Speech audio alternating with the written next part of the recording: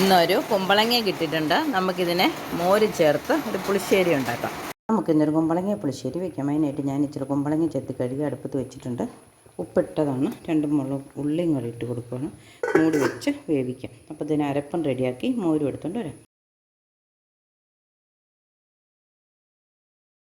ഉള്ളി, മുളക്, ജീരകം, തേങ്ങ ഇത്ര നമുക്ക് അരച്ചെടുക്കാം.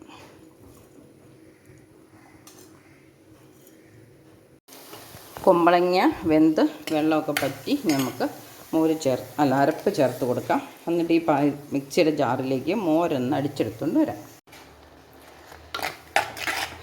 മുളക് അരച്ചത് ചേർത്ത് നന്നായിട്ട് തിളച്ച് വന്നിട്ടുണ്ട്.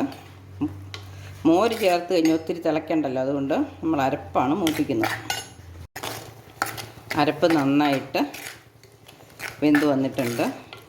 വെള്ളമൊക്കെ പറ്റി ഒഴുകി വരുന്നില്ലല്ലോ, അപ്പം വെള്ളമൊക്കെ പറ്റി ഇത് നമുക്ക് മോര് ചേർത്ത് കൊടുക്കാം.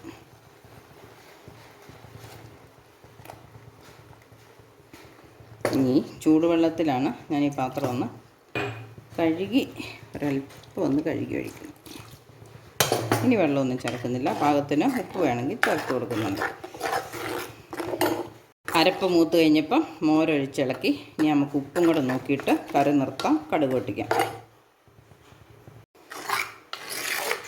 മോര് ചേർത്ത് പതുക്കെ തിളച്ച് വരുന്നുണ്ട്. ഇനി നമുക്ക് തീ നിർത്താം.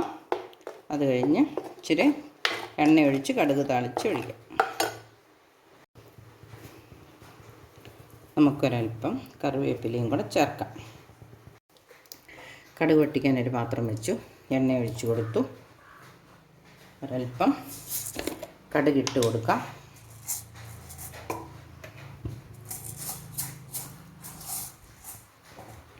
രണ്ട് മൂന്ന് ഉലുവ ഇട്ട് കൊടുക്കാം. 2-3 ജീരകം ഇട്ട് കൊടുക്കാം. ഇനി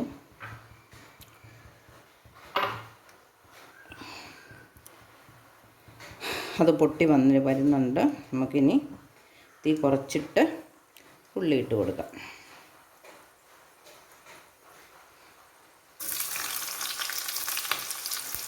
അല്പം കറിവേപ്പിലയും കൂടെ ഇട്ട് കൊടുക്കാം. വറവ് ഇവിടെ മൂത്ത് വന്നിട്ടുണ്ട്. കടുക്, ഉലുവ, ജീരകം, ഉള്ളി,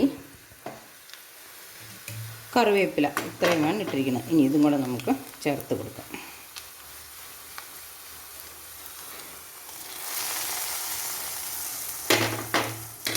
നമ്മുടെ അടിപൊളി കുമ്പളങ്ങ പുളിശ്ശേരി റെഡി ആയിട്ടുണ്ട്.